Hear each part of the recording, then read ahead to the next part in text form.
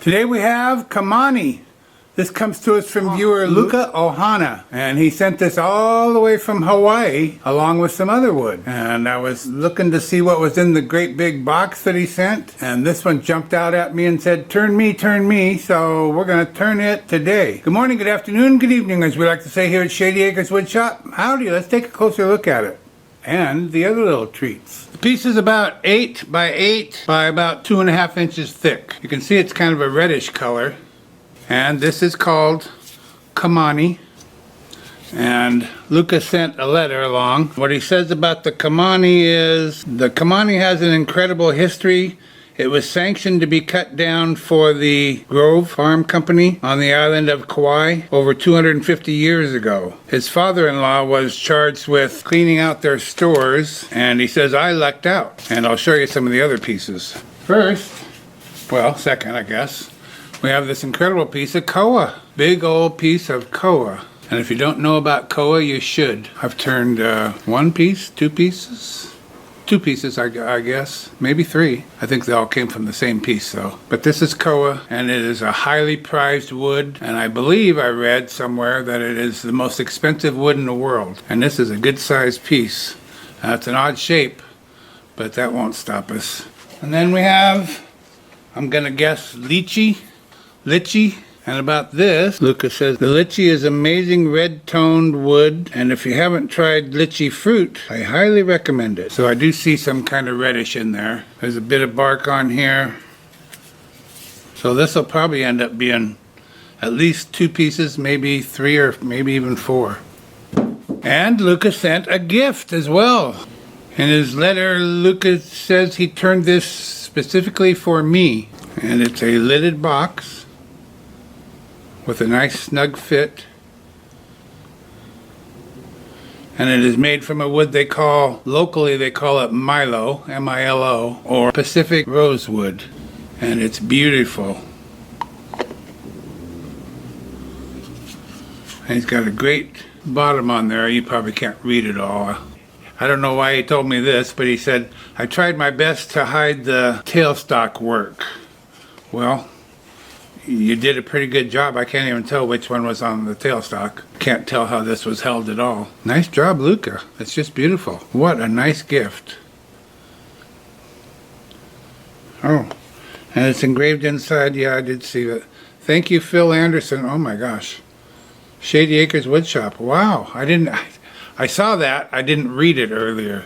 Thank you, Phil Anderson, Shady Acres Woodshop. Wow. How cool is that? Luka, you make me feel special.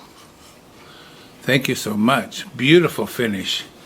Just gorgeous, gorgeous wood. Did I say what kind of wood it is? Yes, I did. Milo or Pacific rosewood. Absolutely gorgeous.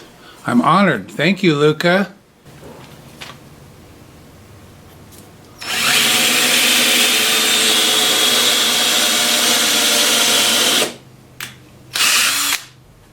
I was going to turn the piece with this side up, and mostly that's because when I put it on the turntable, I wanted to hide the name from you. I wanted to be able to tell you what it was, but now that I look at the piece, this is going to be the top. And I've drilled a hole for my woodworm screw there, and we're going to have one straight side. I'll clean that up, I'll smooth it out, but it's going to be a straight side. So I'm not going to be doing much turning on the outside, just the bottom and the top. You'll like it.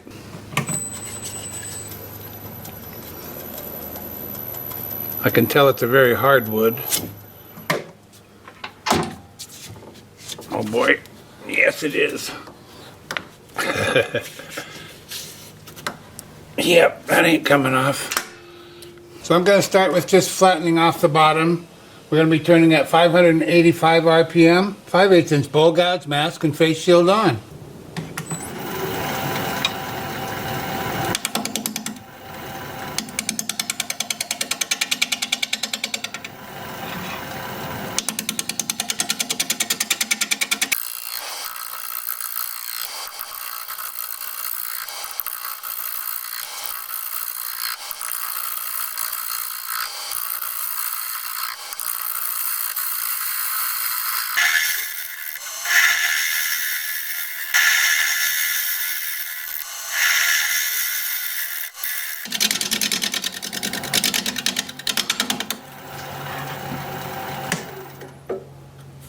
It's so hard, it's kind of brittle, I think.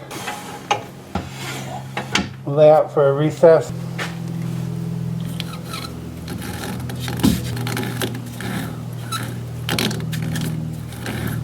And for that, I'll use a 1/2 inch gouge.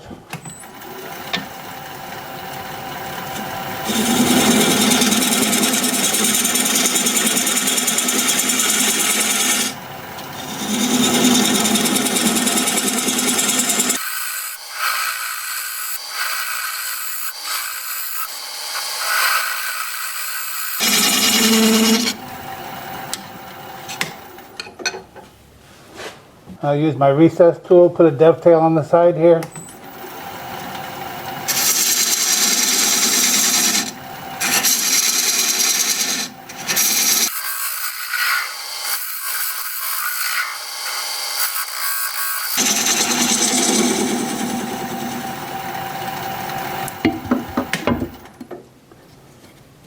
That's good. I made that deeper than I needed to so that I can move some of the wood over here.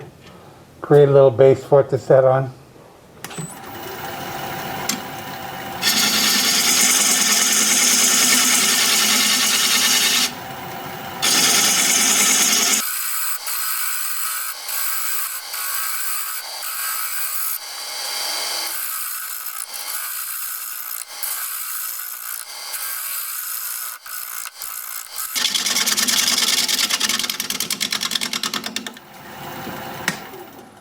Well, that just wants to get chewed up is what it wants.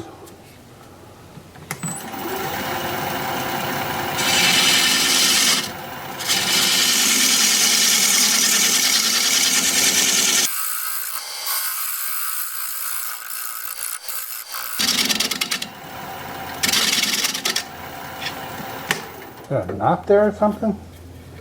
It does not want to do what I want it to do. Oh, you know, I forgot to lower my tool rest. I'm going to go back to my 5/8 for a minute and see if I can't shear scrape this a little bit.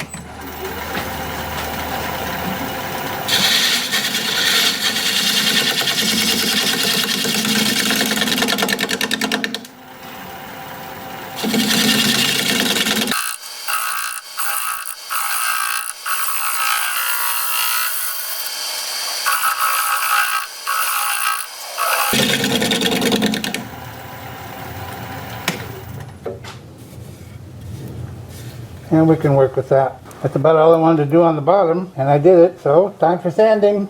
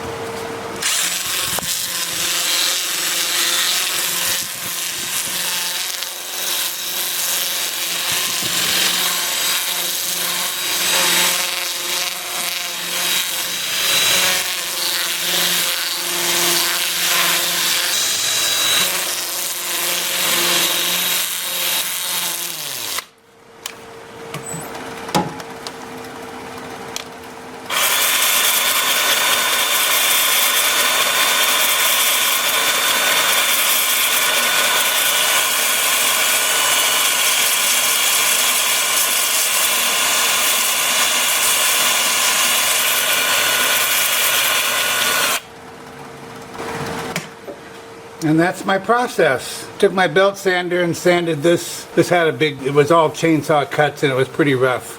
I did leave one in there on purpose. I kind of like it.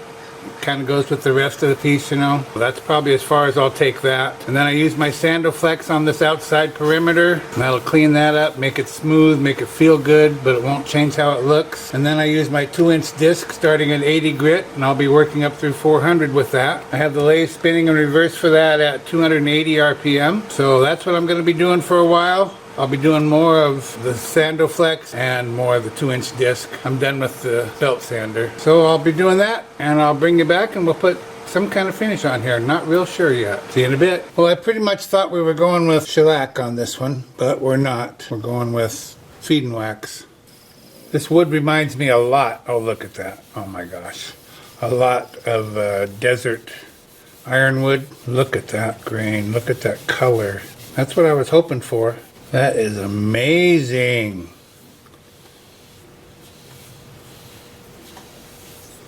Look at that. That even more reminds me of desert ironwood. My gosh.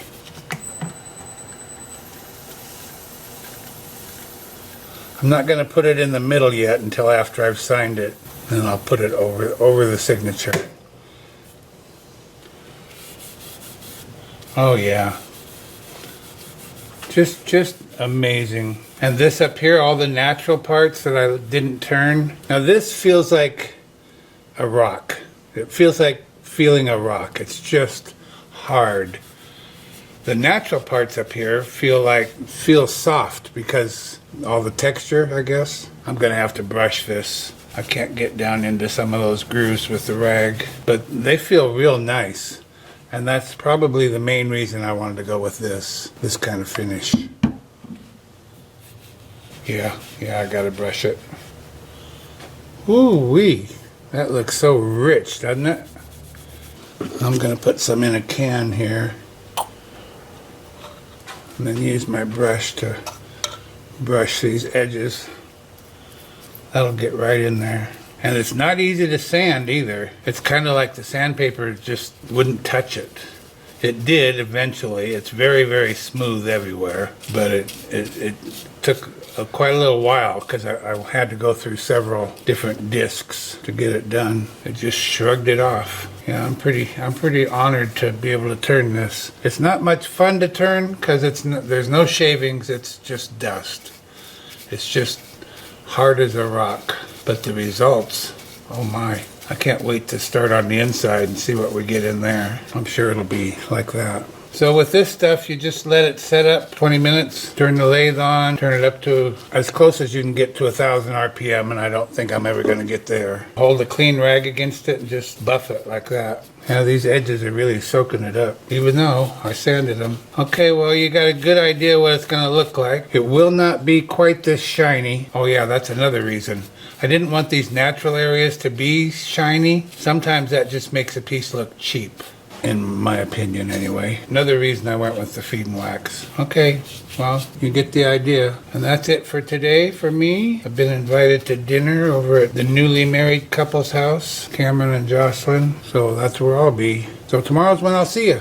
Have a great evening. I'll turn the piece around and have the chuck jaws expanded into the recess. We're going to be turning at 650 RPM, 5/8 inch bowl gouge, mask, and face shield on.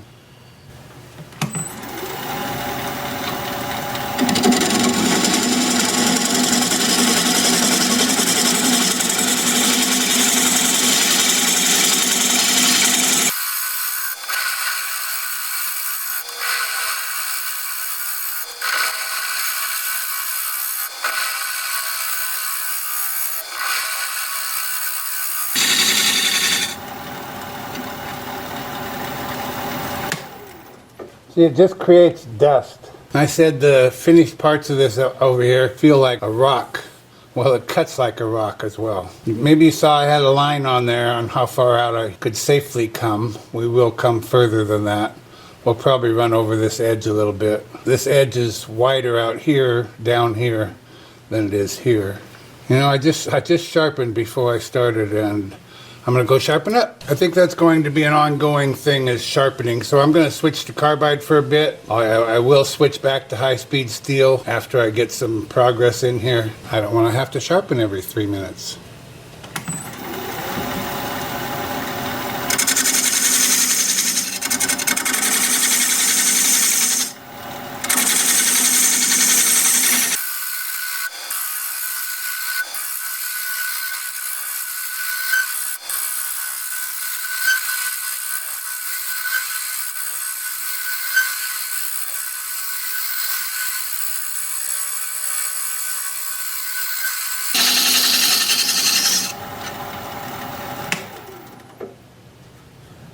Yeah, that's pretty good. I will bevel this edge sooner or later, and the bowl will look larger than it is.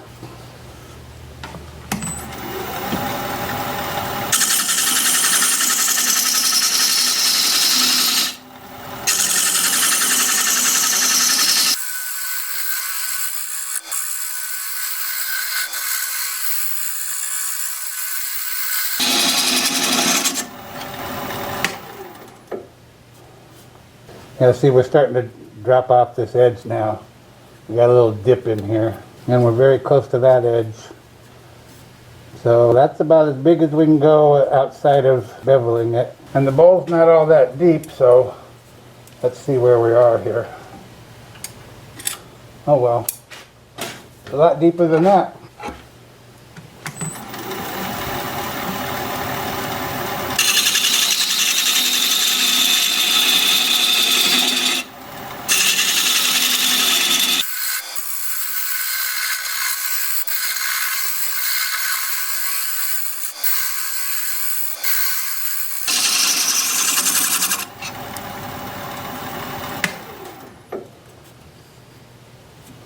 That's going to be pretty. I'm debating how much I should clean up the top. I plan to flatten it off. I did plan to, but now I'm wondering if it might look better with this all beautiful and then this kind of matching the outside here. I don't know.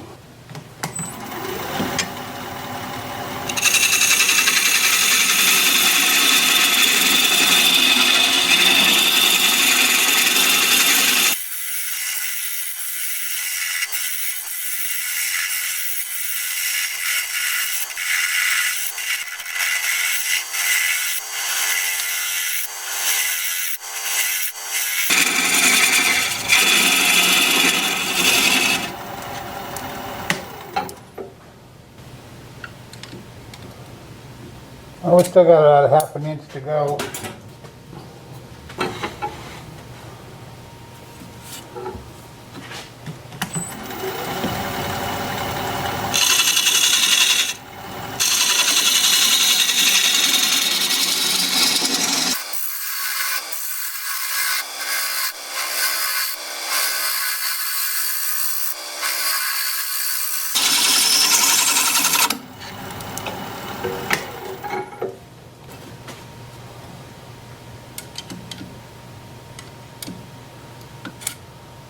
About a quarter inch to go. I'm going to switch back to my gouge.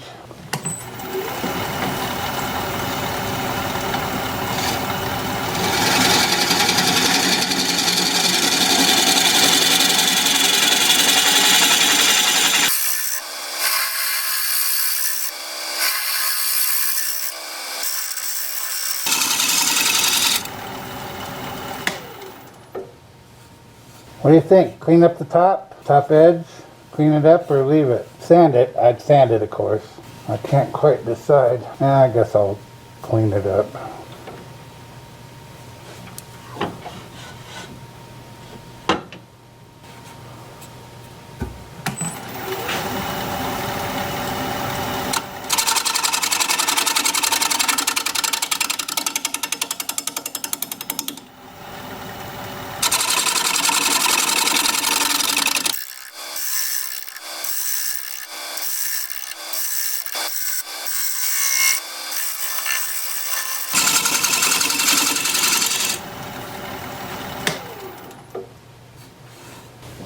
Well, we're getting there. Well, we're about 3/8 of an inch total in the bottom now.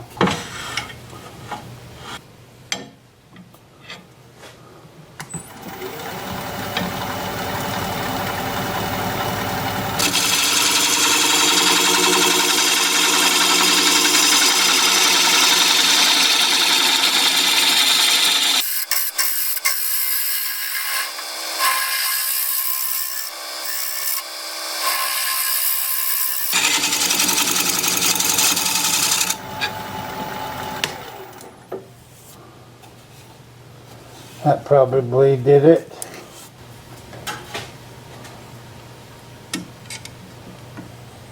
Yep. Okay.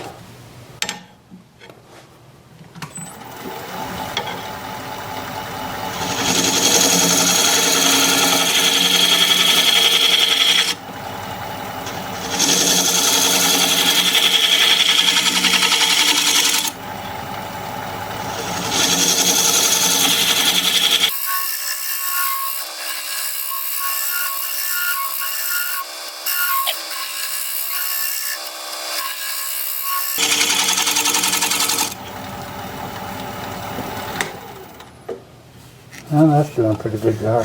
I'm going to put a fresh burr on here and another couple of swipes.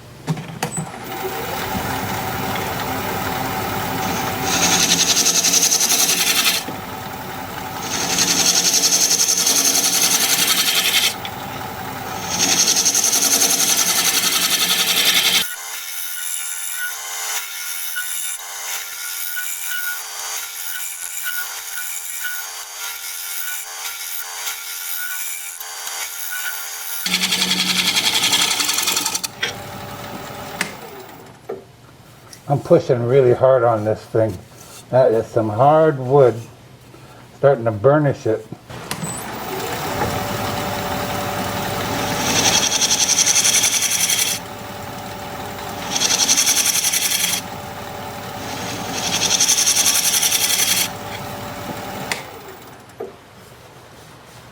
Yep, time for sanding.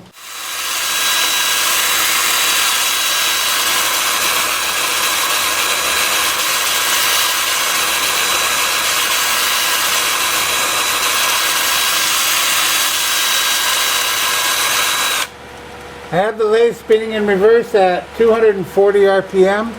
I'm starting at 80 grit and working up through 400 just like I did on the bottom. I'll bring you back here in a bit and we will put some more finish on the inside. See you in a bit. Now this is obviously beautiful wood and it's got that nice red purplish color, but even with the shop lights on and this my lathe light off, it looks black. It is really dark. So I don't know where to set it, where it gets a lot of light, I guess. Under a lamp, I guess.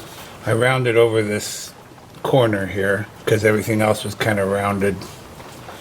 And so that caused me to remove all the finish over here so that it would blend well with this rounded corner. So I got to put finish on there again. But I just did and it's done. Pretty amazing, don't you think? And this is feed and wax again, just like the outside, of course. And that's pretty much what it's going to look like, only not quite that shiny. Okay, there you go, you got the idea. I'll bring you back here in a little bit when it dries and after I buff it, and we'll take a look at this thing sitting upright and pretty. See you in a bit. Be sure you stick around at the end of the video so you can see the before and after shots of this piece. If you'd share the video, I'd really appreciate that. Thank you so much. Well, here it is. One Kamani bowl in the books. And it's a beauty. Yes, it is. I can't figure out what's the front or...